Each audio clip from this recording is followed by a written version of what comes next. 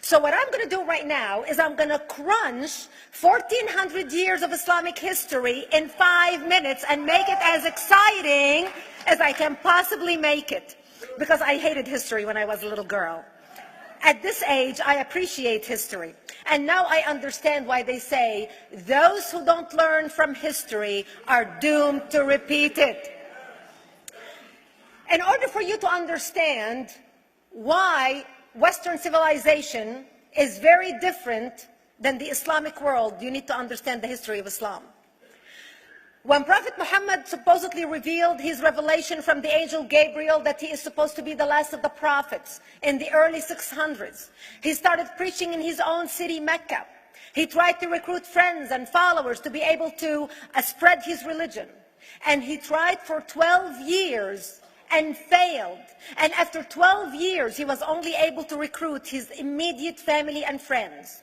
So he decided, if I go to Medina, which was the Jewish hub of Arabia, the business hub where the Jews lived, if I go there and preach my religion to them, if they accept me, that will buy me respect and stature between my own people, and they will accept me. So Prophet Muhammad started borrowing a lot from the Old Testament to make his religion more palpable to the Jews, to make it a lot similar. This is why you see a lot of similarities between Judaism and Islam. For example, Jews don't eat pigs, Muslims don't eat pigs. Jews pray a few times a day, Muslims pray a few times a day. Jews fast on Yom Kippur, Muslims fast on Ramadan. And this is why you started seeing a lot of good writing in the beginning of the Quran when Prophet Muhammad was saying all the good things about the people of the book. He took his message and went to Medina trying to recruit the Jews, talking about the people of the book, talking about how similar the two religions are. When they refused to accept him and follow him as the last of the prophet, that's when he turned against them and started killing them and started expelling them. That's when Islam went from a spiritual movement for the first 12 years of Islam into a political movement cloaked in religion after the year of the Hijrah, after Muhammad went to Medina and the Jews did not accept him. He became a military warrior and declared war on them and started expelling them. Jews and Christians became dhimmi, or second-class citizens. They were only allowed to stay alive and not be killed only by paying the jizya, or the protection tax. So they had a choice: convert to Islam, or if you want to stay alive, you have to pay the jizya or protection tax, living as dhimmi in the Islamic nation. Christians and Jews could not ring church bells. Jews could not blow the shofar. Christians could not ring church bells. They could not pray publicly. Christians and Jews could not gather together and build new churches or new temples.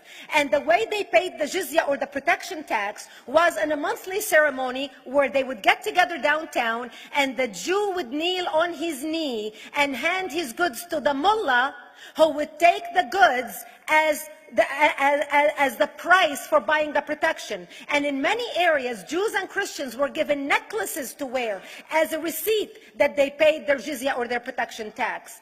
Jews considered najis under Islam. Najis is bodily fluid. Najis is garbage. Najis is dogs. Najis is dirty. So Christians and Jews were treated as second-class citizens. Islam continued to grow. As Islam grew, more people became dhimmi, or second-class citizens. Jews and Christians were given identifiable clothing. The yellow star, which was given to the Jews, that most people think is a German invention.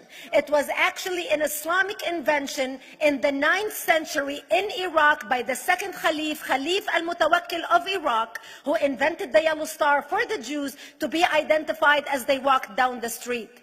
Because Jews were considered najis, if a Muslim man or a Jew walked on the same side of the street, the Jew had to cross the other side so the Muslim man can walk, so he's not dirtied by the filth of the Jew. Christians were given the zunnar, the belt, which most of you men are wearing right now. That was an Islamic invention for the Christians. Islam continued to grow. They went all the way to Jerusalem. They conquered Jerusalem. Christians couldn't ring their church bells in Jerusalem. The Pope in Rome in 1090 told the Christians, how could you sit idly by and allow your brethren to suffer like this in the Holy Land? You need to go liberate the Christians. You need to go help the Christians. That's why the Crusaders were launched. The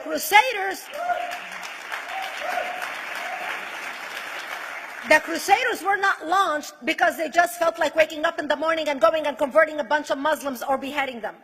The Crusaders were launched to liberate Jerusalem. And they were able to liberate Jerusalem for less than 100 years before Salah ad-Din al-Ayyubi, Saladin, took it back, and Jerusalem remained under Islamic control until 1967, when the State of Israel liberated Jerusalem, where Christians, Jews, and Muslims could pray under the same sky.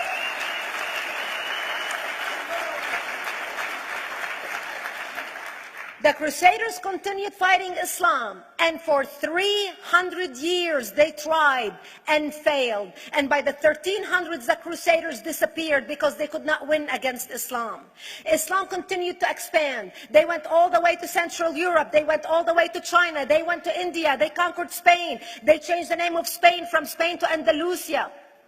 And they started, as they advanced, as they conquered more nations, more people paid the jizya, or the protection tax. And this is how the Islamic Empire grew. It went all the way until they was stopped at the gates of Vienna on 9/11. 9/11 is not a date that Osama bin Laden just picked out of a hat. 9/11 is a symbolic date in the Islamic calendar. By the 1600s, Islam had covered more of the earth's surface than the Roman Empire did at its peak. Between the 1600s and the 1800s, the Europeans were experiencing the European Industrial Revolution, where the Europeans were able to invent products on factory lines, where they are able to make money and sell products, which gave them the money to build a strong army in order to fight the Muslims. And that's how they were able to stop them at the gates of Vienna on 9/11. The Europeans started the pushback against Islam. They pushed them out of Europe. They pushed them out of all the way to the Middle East and North Africa. By 1924, the Islamic Empire ended. In 1924, the Islamic Caliphate ended in Turkey by President Ataturk, who was a secularist. He ended the Islamic Empire, and he gave women rights to vote. He gave women a right to an education, a right to work, a right to choose a husband. He forbid women from wearing the hijab. He forbid men from wearing the beard. The Muslims hate him so much that they consider him a Jewish agent, because they believe that his mother and her bloodline was Jewish, and that was the influence on Ataturk.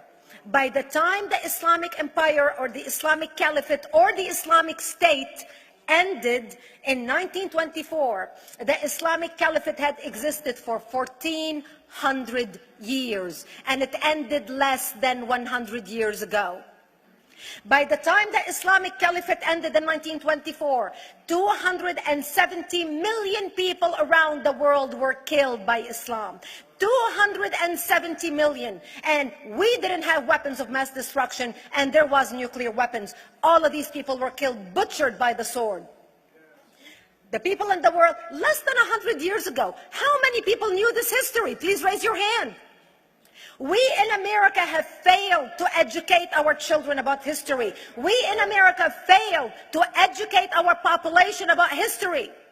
Our children in high school, you take any 17, 16-year-old kid, 18-year-old kid, and ask them about World War II. They can't even tell you what happened in World War II. For them, it's ancient history, and we still have our World War II veteran walking among us. That's how little we know of history. Islam ended in 1924, the Caliphate. People thought the Caliphate will never be resurrected. The Caliphate will never come back. But two things happened in the Middle East in the last century that made the Islamists be able to resurrect the Caliphate. Number one is the discovery of oil in Saudi Arabia, which we were able to discover and were stupid enough to allow them to nationalize it. And the number two that happened was Ayatollah Khomeini coming to power in 1979. That gave the Islamists the money and also the spiritual covering in order to explode on the world stage. And people say, oh, well, the Wahhabis exported their Wahhabi radical religion. The Wahhabis are the name of Wahhab. They're not a different sect of Islam.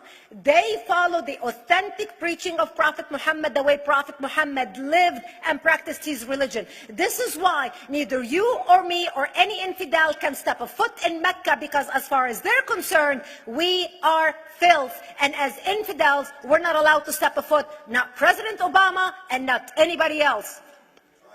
As a matter of fact, Al-Qaeda used to use Saudi Arabia and its success as an excuse to recruit members, as the example to show them how Allah has blessed Saudi Arabia because of the way they adhere to the tenets of Islam. And today we talk about ISIS. ISIS is not a new invention.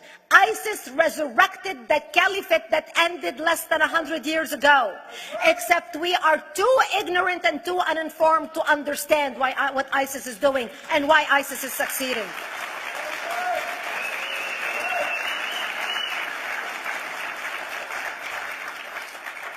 Two things you need to understand about Islam and the principles of war in Islam.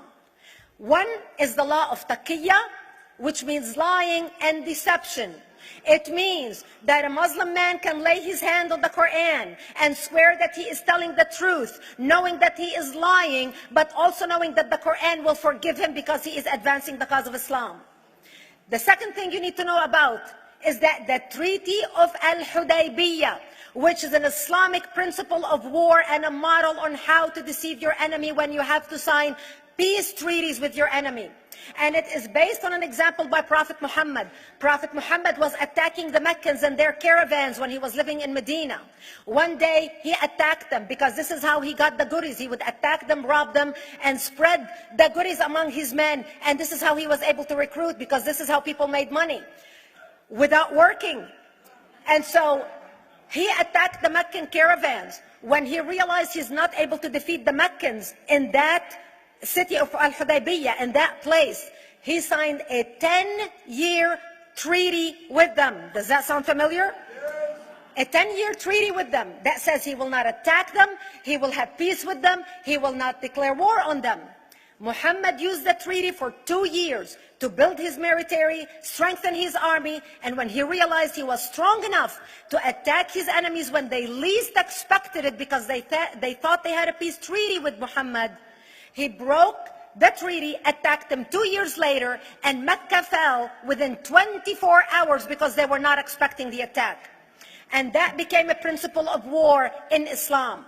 And to give you an example of how that is practiced, this is why anything signed with Iran means nothing to them. And to give you an example of how this law has been put to use in recent history, Yasser Arafat, who's not an Islamist, but he is a Muslim, met with the Israelis and signed the Oslo Accord in 1993. Remember all the handshaking at the lawn of the White House? The Oslo Accord, Yasser Arafat used the peace treaty, the Oslo Accord with Israel, to get Israel to bring him back and give him his territory, finance his military, train his police, and give his police the weapons.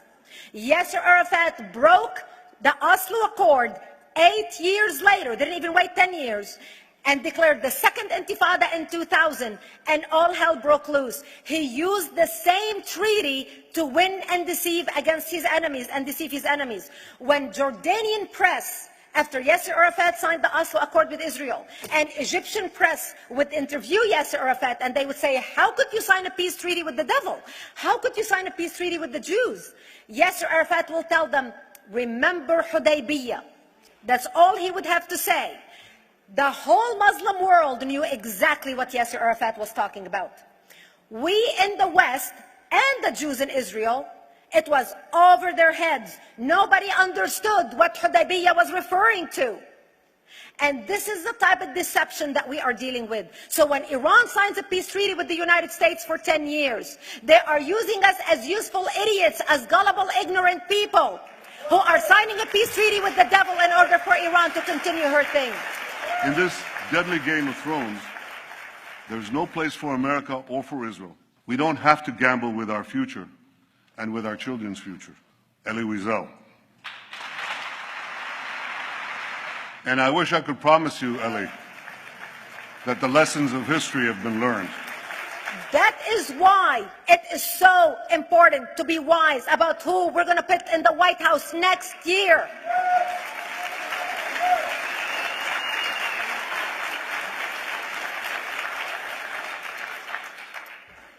This is why it is very important that whoever we're going to elect next year to office, that the next president be well informed about the history of radical Islam, understand our enemy, understand what ISIS is all about, understand what their end goal is. And this is exactly, people are wondering how come ISIS is having such success recruiting people from all over the world. They exploded all over the world. The Pew Research did a poll, and of course the Pew Research is not Brigitte Gabriel, is not Fox News, is not Tony Perkins. The Pew Research did a poll in 2013 when they went around the world and interviewed Muslims from Islamic countries all over the world. And they asked them two questions. Would you like to have Sharia law as the law of your country? And would you like to see the Islamic Caliphate? And remember, this was in 2013, before ISIS.